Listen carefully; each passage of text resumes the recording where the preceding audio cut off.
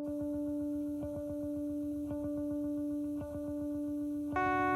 think living with intention sort of makes things easier. You've created your filter, and then once you have that, decision making is so much easier. It's less emotional and more strategic. This is Intentionally Ever After. Join intentional lifestyle coach Jo Bukartek for a series of personal conversations and coaching sessions with various people about how living with intention shows up for them.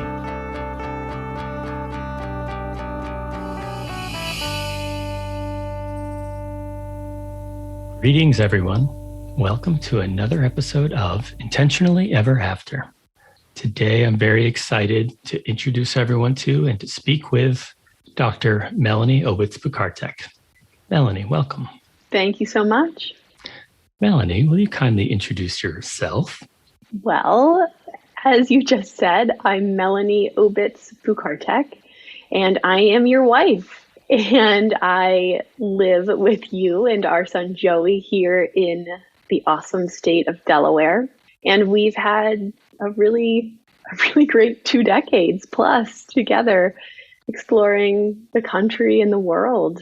Lots of places where we have lived together, from Pennsylvania, Maryland, and Virginia, Colorado, Wisconsin, New Hampshire, and now we happily live in Delaware. And a little bit else about me. I also play tennis, spend a lot of happy hours on the tennis court playing with really great people. And I love to write. I love to teach people how to write because I truly believe that everybody is a writer, and I believe that writing is a tool that can enhance genuinely any aspect of a person's life. And I love watching our Joey grow into this amazing person that he continues to be and evolve into. Well, that's a bit about me. Yeah, that is a bit about you. Well, thank you. I'm really excited to have you.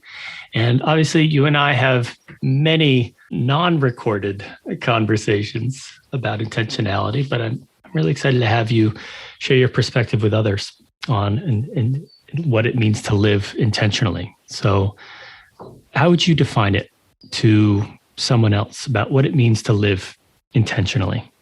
I think it means that decisions are made with a bit of forethought, a bit of energy and attention towards whatever that decision might be. And it can be a short, quick moment of opening the fridge and deciding what I'm going to eat, and with intention, picking out something that is going to fuel my body for whatever I'm using it for. If I'm going for a longer walk, for example, I'm going to choose something that's going to fuel me more than something else. I think it also means it's those bigger life decisions that they are made with genuine intention. Attention to detail is what I think of when I think of living intentionally. What's an example of maybe a bigger decision that you've had or? Sure. A really big family decision that we made was where would we live? So obviously we have lived in many different states as a family of 3, as a partnership of 2 before Joey came along. And when we realized that Joey was not loving the move every couple of years, and the change of friends was taking more of a toll on him than we had initially realized. And he, in his, at the time, little 6-year-old self, let us know that might be something he would be interested in adjusting. You and I both were immediately on board. Absolutely. Just because this is the life that your parents have done, little Joey, we don't have to continue doing this. We are a family of 3 and we can make decisions differently. So we very intentionally created a spreadsheet that you have called now the spreadsheet of destiny, But you and me and Joey worked on this spreadsheet where we intentionally listed things that all three of us wanted. We put individual things on there, like Joey's. I remember him really wanting access to swimming, and specifically swimming in the ocean. And we had other things on there, like the type of community that we could become a part of, access to international airports because we love to travel. And we even had things like weather, because we started to learn, based on all of the different places we had lived, that we like a certain type of weather. The mid-Atlantic, where we have landed, serves us well. We like 4 seasons. We are no longer interested in living in below zero, consistently below zero weather. Yeah, so we learned a lot along our travels, and we were able to assemble that spreadsheet. On the left, do you remember how many we had? It was upwards of 40. It was closer to 50, I think. I think it was just under 50. But I usually state the number as like 48. Yeah. Yeah, that would actually be really interesting to pull up again. It was a great exercise, because once we had those items that all three of us participated in on the left, on that column, then across the top, we started to find places that met those nearly 50 criteria. It was a family filter that we created. Before that, I feel like we had also done things similar. It wasn't always around a move. And I feel that we've done that in smaller ways as well, as simple as house hunting and having our filter of what it is that we're looking for, and being told, oh, you probably won't find that. But then, of course, we do, because we're purchasing with intention. So I think living with intention sort of makes things easier. You've created your filter, and then once you have that, decision-making is so much easier. It's less emotional and more strategic. Yeah, it's because it's tied to a greater goal. And one of the things that you're touching on quite a bit here is the fact that we've chosen to have Joey as part of our decision-making process. Absolutely. Right? And that's a key to our intentionality as well, that maybe isn't, a traditional way of doing things, but it's very key to us. You refer to it as our family of 3, and everyone has a voice. And, there certainly are occasions where his vote is, a percentage of the overall, tally. But what example are you thinking of there? Well, let me see. Well, I guess now that I'm challenging it, now that you're challenging it, I'm thinking it isn't less. It's that perhaps you and I would outvote him. So in the case of him going to bed, like deciding what bedtime he has during a school year, right? He would just say, oh, I'll stay up till 10, 11. Oh, I think that goes in a different category, though. I think that's more of having parameters that are best for him to grow and thrive. And so that's in the category of what's healthy for Joey. So it's healthy for him to get solid sleep. Yes. And so we have those conversations with him. So that's not a negotiable of, oh, he's not going to say, I'm going to stay up till midnight, because that isn't something that we are coming to as a family to make a decision on. Like that one really isn't up for grabs, so to speak, because that's outside of the bounds of doing that. That goes into, now we're making decisions that would be unhealthy for him. Right. And I like that you brought that up, because, we had set certain parameters around how we were going to raise him, right? We had very key values and kept it simple, and kept that simple filter. Would you mind sharing that? Well, sure. We created this filter before Joey even existed. And it took us many years and lots of money and heartache to grow to a family of 3. And during that time, we would talk about, like, oh, what will it be like when we have a bigger family beyond the 2 of us? And so we would have these conversations, like we would talk about, what are we going to do about the story of Santa? And we would talk about, well, what do we want for whomever comes into our family unit? And we had decided that it would be three things.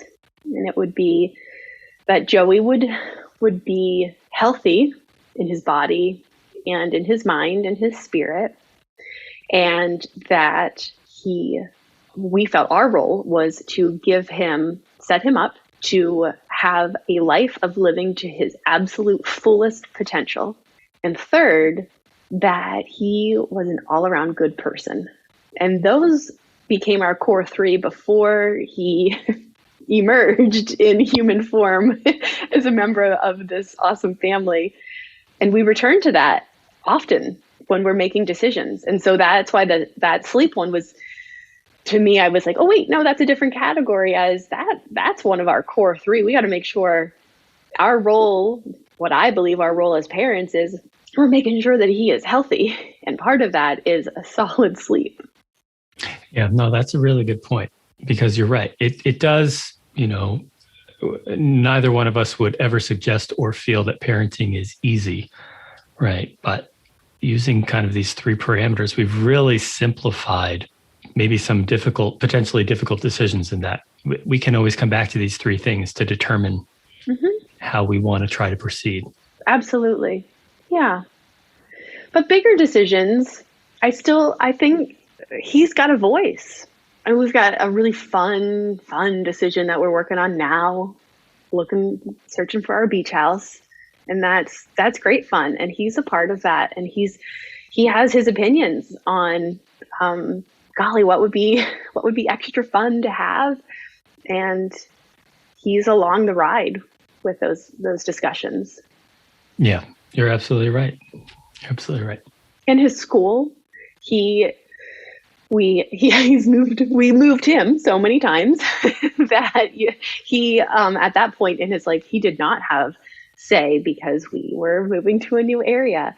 But now that we have told him that we're not moving unless it's something that all three of us decide that we would do.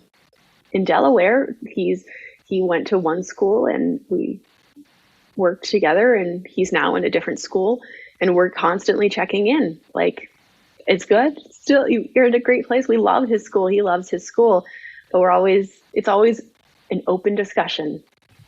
Yeah, that's true. And that's certainly something that's maybe not the norm. There are a lot of parameters that I think a lot of people assume have to be a certain way. And I feel like we've done a good job showing Joey that just because something seems to be common or is a certain way for many people, it doesn't automatically have to be the case, right? Well, that's true. And I think also we were so fortunate because we had moved so many times that we were really honing in on what was very important to us. And school access was very important to us. I know there were line items for that. And so the opportunity to be able to change schools is something that is all over Delaware, but it's not all over other places. So I'm recognizing that other people who are listening to this might not have that same access. Well, that's true, right? You always have to personalize the filter, right, and make it make sense for us. Yeah. Yep. What is one change in habit that has had an exponential payoff for you? I've had some good change in habits. I'd say probably the biggest habit that I changed is that I used to have a habit of drinking alcohol, and I don't drink alcohol anymore. It was a habit that it was just sort of like a social, this is what we do after work, or when I was in college or whatever. It's a really social thing.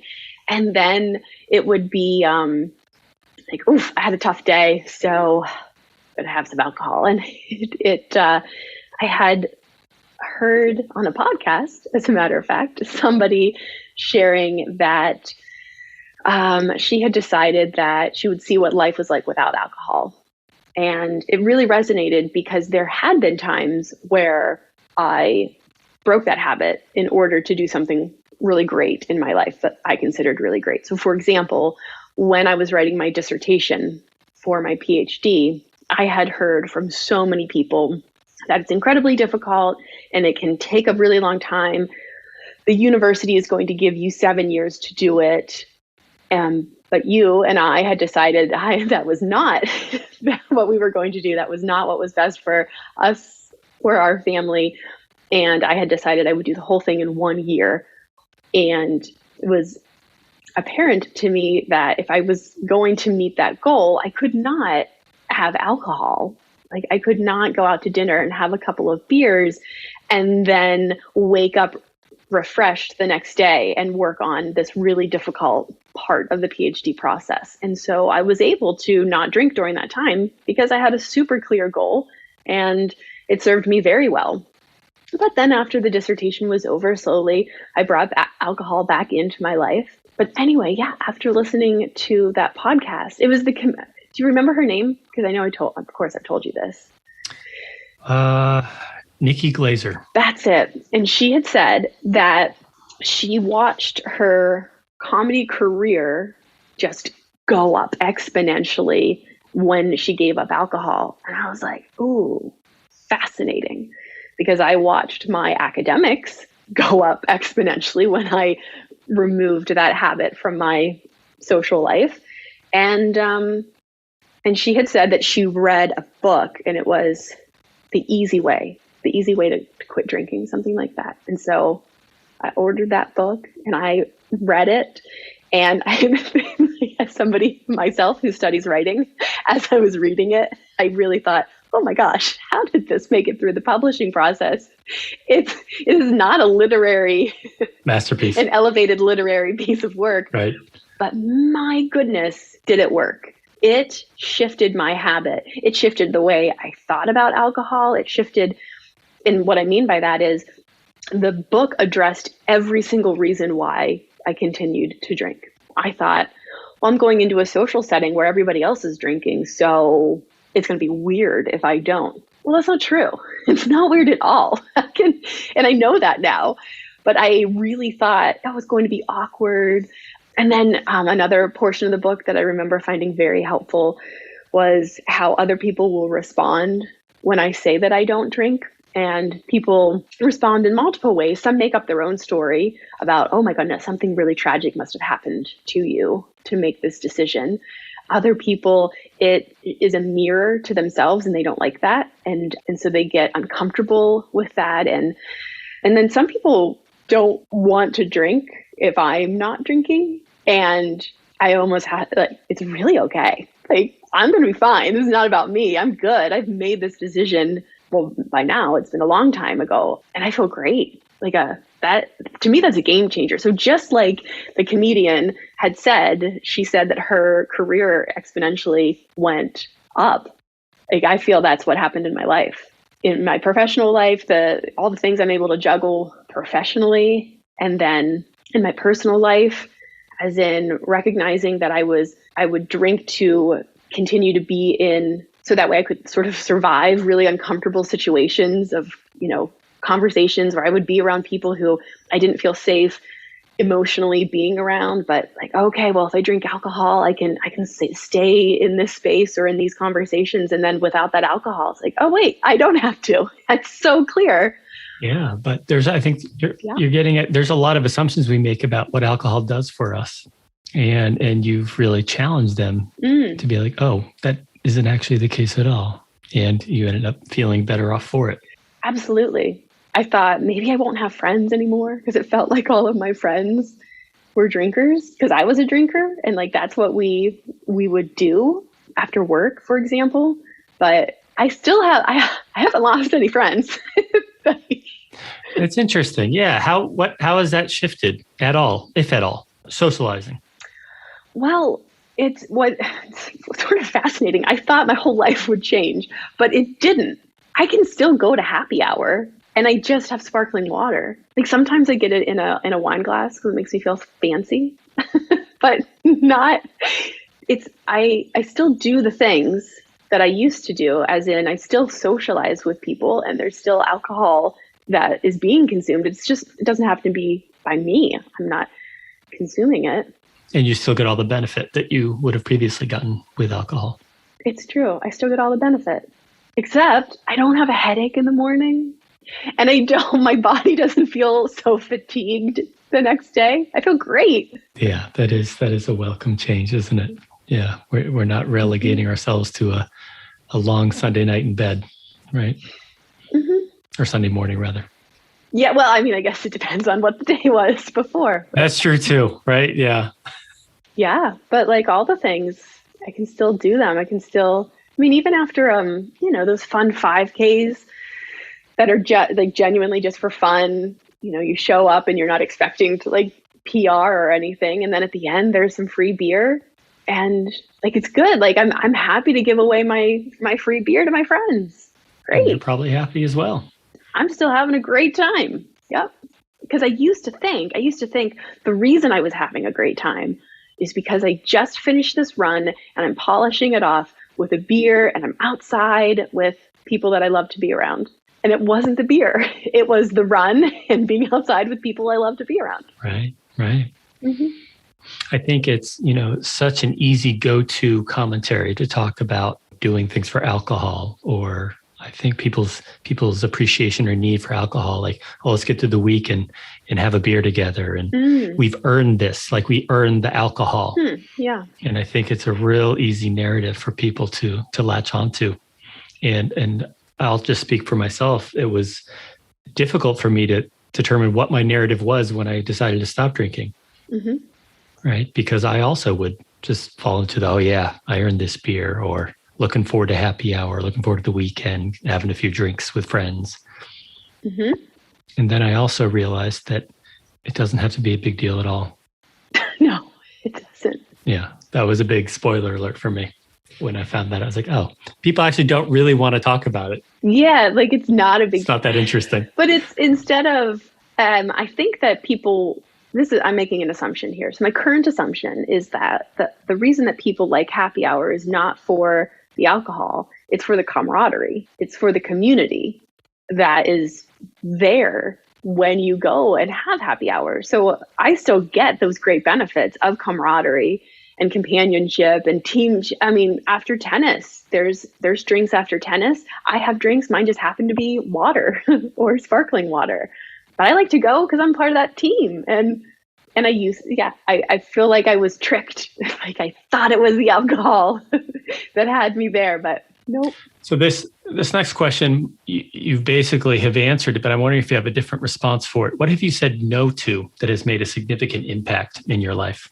Yeah, I'd say, obviously, we've talked about the alcohol part. So yeah, that's a big no there. I mean, probably the biggest thing I've said no to is no to relationships that are hurtful and harmful to me. And I spent, quite the majority of my lifetime thinking that there were some relationships that were non-negotiable and that they were happening. And that even if I were feeling uncomfortable or unsafe or scared, like even if I were having these emotions of extreme discomfort, that I was supposed to engage in these conversations, in these relationships. And that I have learned now that I can say no to that and that it's okay. It's okay by me. It's okay by the people that I care most about. And although this one is definitely harder than giving up alcohol, because there's lots of judgment that I do receive about giving up alcohol. And I absolutely get questions about it. And there are assumptions made. But putting up boundaries, especially people, when I put up a boundary with a person who had a title, by title I mean family member, that family member was, hurtful to me. And in order for me to live a healthier life, I had to put up a boundary. And it can be hard to maintain, for sure. It can be hard because there's also lots of judgment that comes with it. But saying no, it is not okay for me to engage in this relationship because it is not healthy for me. And I mean, after lots of trying, right? So like 18 plus years of genuine effort and trying and various methodologies of like, how can this work, and thinking it must work. It has to, because there's the title of family member. And so you just sort of, when there's that titling happening, and then there's external expectations and family expectations and societal expectations, you think, okay, I'm just going to have to endure, and this is the way it is. But I've learned it is okay to say, no, this relationship is unhealthy for me. And to add on, what I had invested 18 years of really hard work in trying to make a relationship function, what I learned with professional help is that saying no in order to keep yourself healthy is a really great thing to do. And I had continued to say yes in order to make somebody else feel better and to make somebody else feel okay at the cost of myself. And I mean, this learning it still feels sort of fresh. It's only about 4 years old that this learning came into play, and that I remember all sorts of effort had gone in, and feeling like, oh, okay, so I'm going to speak my truth and explain that when you do this certain thing, it's very hurtful to me, or when you say these things, it's incredibly hurtful. And each time to be hit with, you're too sensitive, Melanie, and I don't think before I speak. And at the time, before I knew it was okay to say no, I was like, oh, okay, well, we accept that, and I'm going to accept this hurt, and it's on me to accept. And learning that I can say, oh, cool. Like, you don't have to think before you speak. No problem. Like, awesome. Well done that you function that way. It doesn't happen to work for me, and I'm allowed to say, no, thank you. That's outside of bounds that work. And just like I can see an exponential improvement in my life without alcohol, I see the same thing in being able to say, no, unhealthy relationships, don't enter here. And then, holy cow, where my life, our lives have gone is incredibly positive. Yeah, obviously, I'm very familiar, right, with this whole journey. It touches on, I think, what we talked about accepting the parameters that are put out in front of you because of what has always been or what is expected. And, you're alluding to removal of relationships, but there's also, work that we've done on redefining relationships or putting up different types of boundaries, right? And so, whereas previously a certain type of behavior would have been tolerated or put up with, we have relationships now where that type of behavior is no longer tolerated. But like, what do you mean? As far as unsolicited advice, perhaps, or some kind of judgment on how we choose to live our lives. And, previously we might have felt, well, we have to listen to it since it's coming from a certain source, or, in the name of family, then that's just what we have to deal with, right? And we'll just put up with this in order to maintain peace.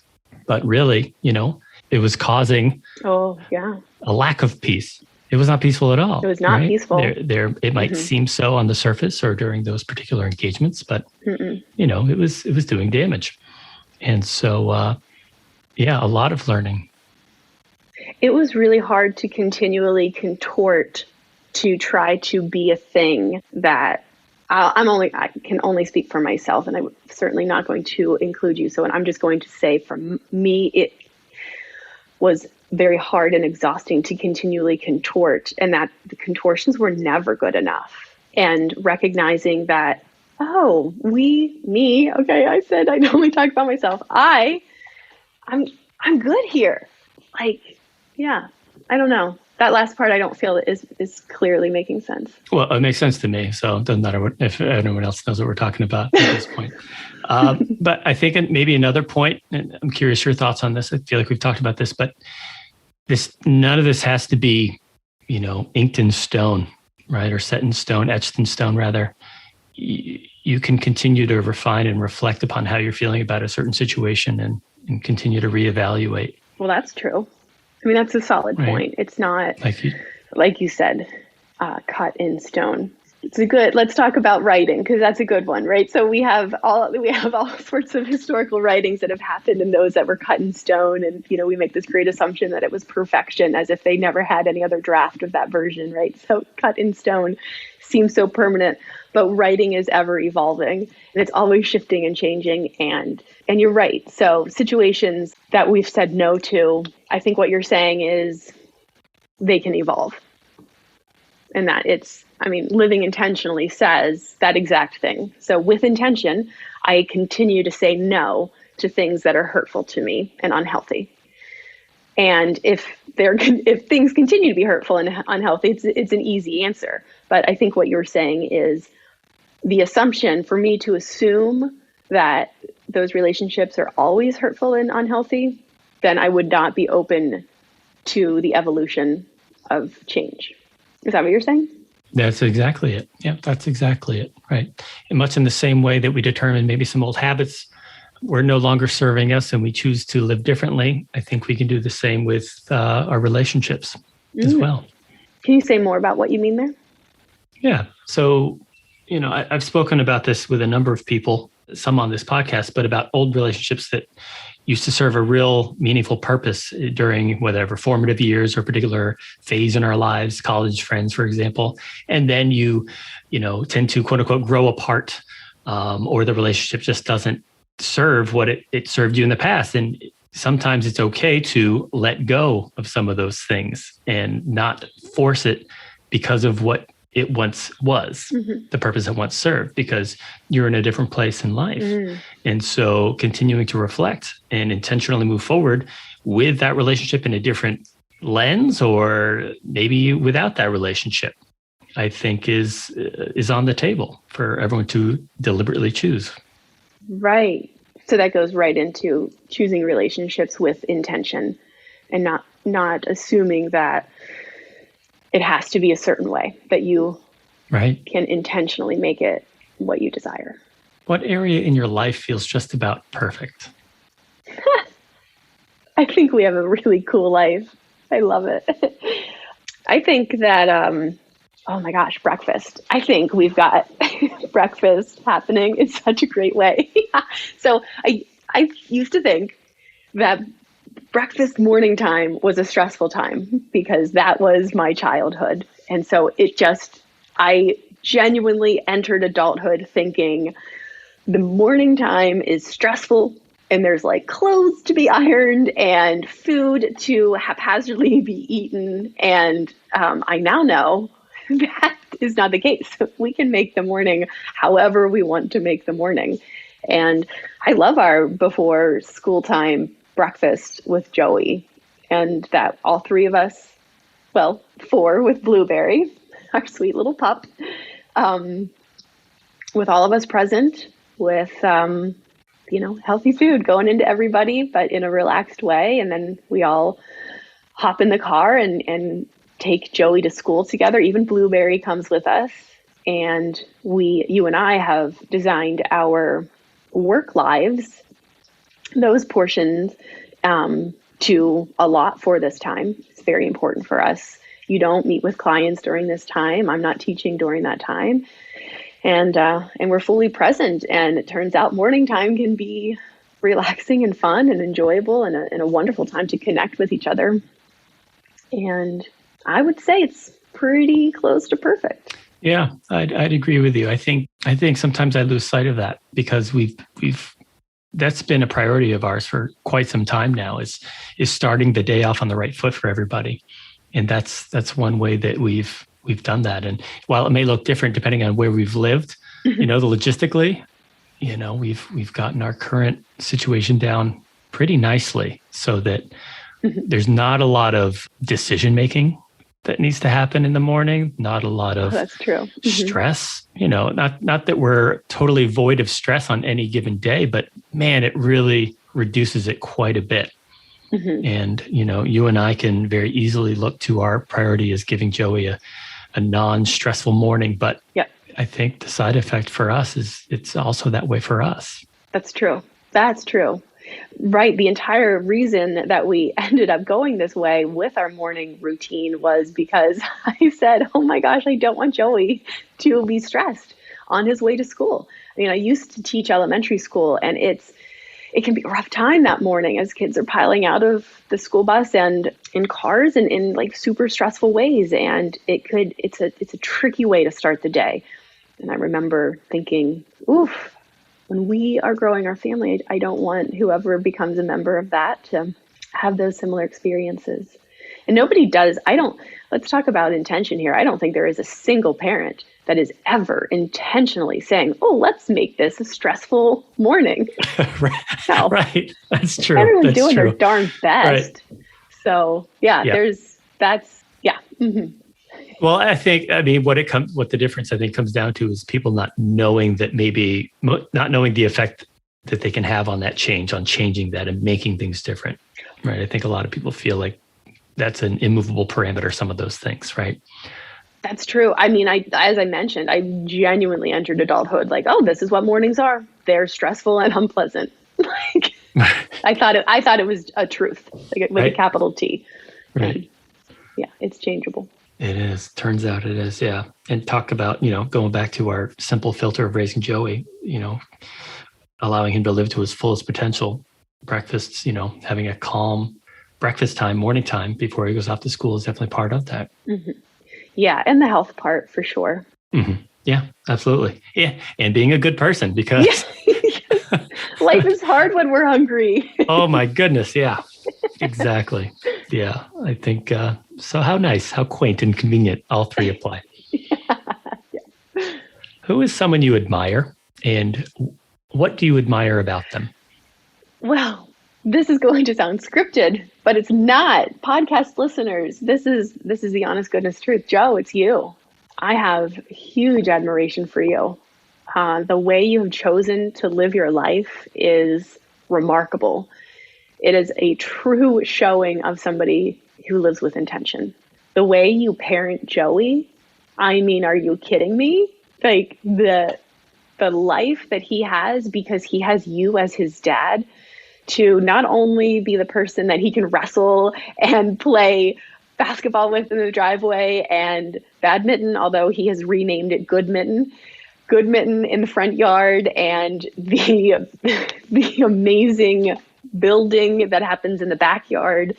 He also has you that you listen fully to him at no matter what age he has been. He's currently 10 and he gets your full undivided attention, no matter if it is about Minecraft or it is about a struggle that's happening at school, or if it's when you're tucking him in and he asks if you can stay just a little bit longer so he can talk through something with you.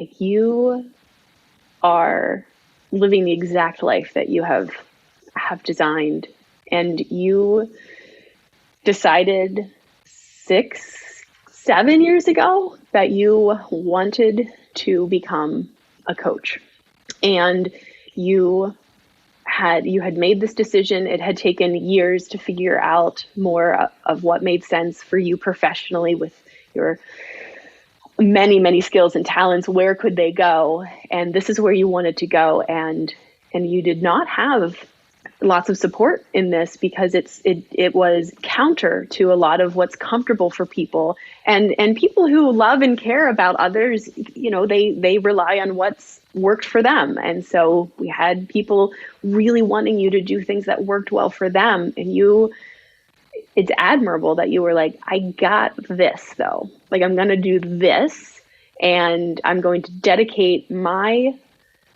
intellectual capacity to learn and grow. And I'm going to invest that in then helping other people. And that's what you do every single day, whether it's in our family, like I just talked about Joey, and obviously I benefit greatly from living with a life coach. Every single one of your clients, even people who aren't your clients, benefit from what you've invested in learning and helping. I mean, out on the paddle court, you're just as cool to be around. I also admire that paddle made me think about, like, you just picked up a new sport. Like, we joined this club so that way I could play more tennis. And it turns out that you then pick up a brand new sport, you make new friends, and now you're starting tennis. Like, what a testament that you can change and shift and start new athletic endeavors at any age. I got to have you back on the podcast. So you're the person. I'll just ask this question every time. Goodness. Thank you. Yeah, it is an honor, a true pleasure to get to be married to you. Life is freaking awesome. It is that, isn't it? Yeah. What do you imagine some people admire about you? Well, I think a thing that my friends say they're like, oh yeah, that makes sense that you would do that because you do what you say you're going to do. So I think that's it. Like, we said we would move to Colorado, and then we did. And we said we'd live on the island of St. Martin during the summer, ourselves and our 3-year-old, and we did. And when I was 19, I decided that I would get a Ph.D., and I did. And now I'm writing a book, and that's some of my oldest friends, when I share with them that I'm writing a book, their response is, oh yeah, that makes sense. Like, yeah, you said you were going to do that, so that's cool. You decided to do it now. I like doing what I say I'm going to do. Yeah, well, you're good at it. Thanks. That's why it's fun to have conversations with you about what you think you might like to do. Because then I'll do it. Because then you'll do it, yeah. Yeah. Yeah, it's been pretty exciting. So far, so amazing. It's been great. Mm-hmm.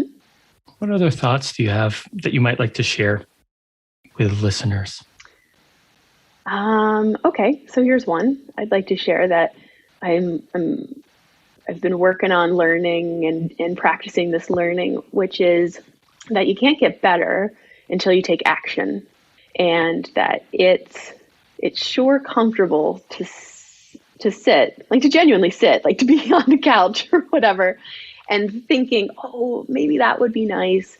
And then you sort of like get wrapped up in, oh, but this part would need to get better, or, fix this part of the idea.